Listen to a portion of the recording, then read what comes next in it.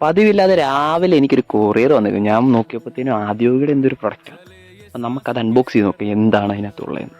Okay, പറയാതിരിക്കാൻ പറ്റത്തില്ല, എനിക്ക് പേഴ്സണലി ഭയങ്കരമായിട്ട് ഇഷ്ടപ്പെട്ടു ഇവരുടെ പാക്കിങ് കാര്യങ്ങളും ഭയങ്കര ക്വാളിറ്റിയിലാണ്. ഞാൻ ആദ്യം കണ്ടത് ആദ്യോഗിയുടെ ഒരു കാർഡാണ്, നല്ല കട്ടിയുള്ളൊരു കാർഡ്, നല്ല രസമുണ്ട്.